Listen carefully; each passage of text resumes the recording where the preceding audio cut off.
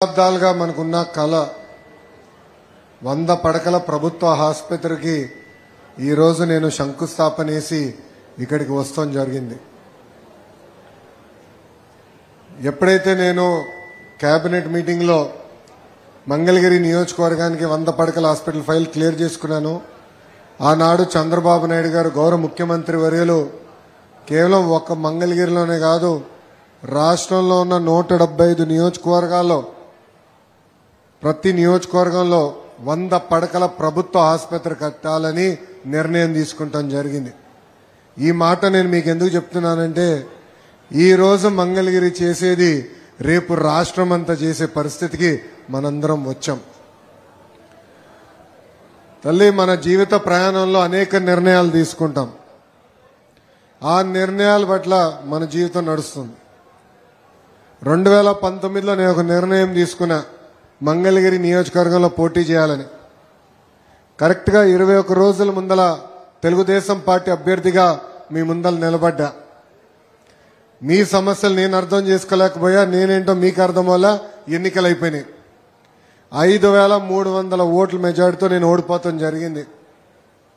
మొదటి రోజు బాధ ఆవేదన కలిగింది, కానీ రెండో రోజు నుంచి ఆ బాధ ఆవేదన నాలో కసి పెంచింది. కష్టపడాలా, 5 సంవత్సరాలు ఇక్కడనే ఉండి తిరిగి మంగళగిరి ప్రజల మనసు గెలుచుకోవాలని ఆనాడు ప్రయాణం ప్రారంభించా. 5 సంవత్సరాల్లో మీ ఆరోగ్యం కోసం ఎన్టీఆర్ సంజీవిని పెట్టాం. నీటి సమస్య ఉంటే ఉచితంగా నీళ్ల ట్యాంకర్లు పెట్టాం. మహిళలు సొంత కాలుపై నిలబడాలని కుట్టు ట్రైనింగే కాదు, కుట్టు మెషిన్ ఇచ్చి ఈరోజు పని కల్పిస్తున్నాం.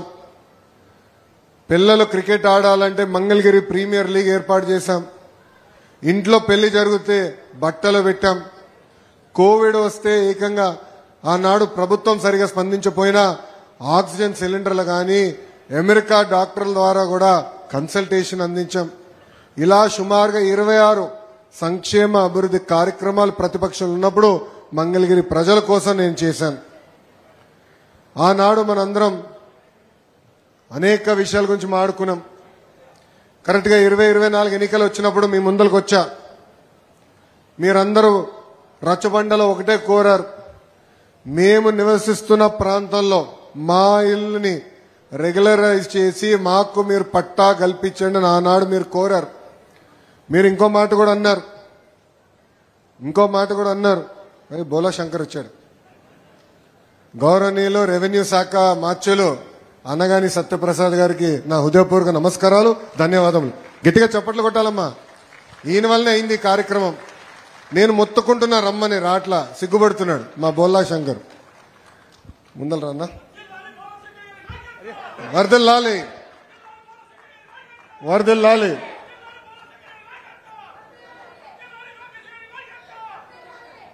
మీ దగ్గరకు వచ్చినప్పుడు మీరు పదే ఒక మాట అన్నారు. ఇక్కడనే మా కుటుంబాలు ఉన్నాయి, స్నేహితులు ఉన్నారు, ఇక్కడి నుంచి పనికి వెళ్తాం కూడా మాకు చాలా సులభంగా ఉండదు.